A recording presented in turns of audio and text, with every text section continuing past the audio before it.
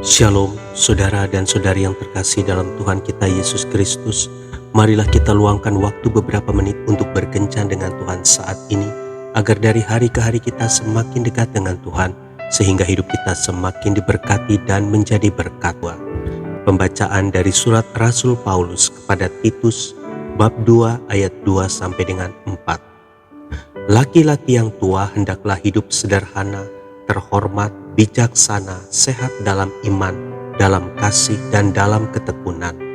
Demikian juga perempuan-perempuan yang tua, hendaklah mereka hidup sebagai orang-orang beribadah, jangan memfitnah, jangan menjadi hamba anggur, tetapi cakap mengajarkan hal-hal yang baik. Dan dengan demikian mendidik perempuan-perempuan muda mengasihi suami dan anak-anaknya. Demikianlah sabda Tuhan. Syukur kepada Allah. Saudara dan saudari yang terkasih dalam Tuhan kita Yesus Kristus, seorang wanita bernama Andrea Guebner berusia 45 tahun, asal Walfels, Bavaria, Jerman, tega membunuh 4 anaknya yang masih bayi. Ia pun dihukum 15 tahun penjara atas perbuatannya itu. Setiap kali melahirkan bayi yang keluar dari rahimnya itu, ia langsung membunuhnya. Ada yang disumpal handuk, ada pula yang dicekik. Kekejian Guebner terbongkar karena kecurigaan para tetangganya. Mereka curiga karena beberapa kali Guebner terlihat hamil, tetapi tidak pernah terlihat bayinya. Dalam kesaksiannya, Guebner mengaku tidak ingat dirinya telah membunuh berapa bayinya. Yang pasti pembunuhan berlangsung pada tahun 2003 hingga tahun 2013. Saudara dan saudari yang terkasih dalam Tuhan kita Yesus Kristus, mengapa hal seperti itu terus berlangsung? Tentu ada banyak alasan mengapa mereka berani melakukan perbuatan kejam seperti itu. Di antaranya karena himpitan ekonomi. Ada juga karena depresi, frustasi, atau karena stres.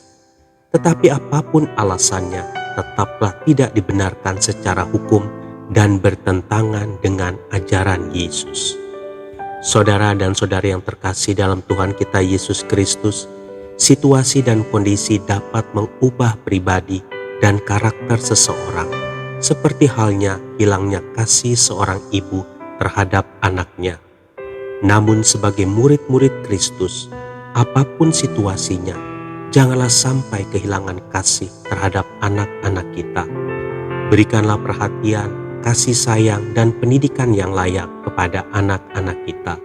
Terutama ajarilah mereka agar hidup takut akan Tuhan.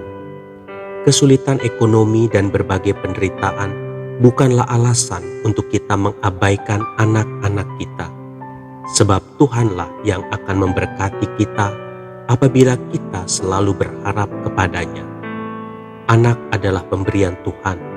Karena itu, sayangilah mereka dan berjuanglah untuk mendidik mereka dengan kasih sayang. Tuhan Yesus memberkati. Marilah kita berdoa dalam nama Bapa dan Putra dan Roh Kudus. Amin. Tuhan Yesus, berilah aku hikmat dan kemampuan agar aku dapat menyayangi dan mendidik anak-anakku dengan benar. Amin. Dalam nama Bapa dan Putra dan Roh Kudus. Amin.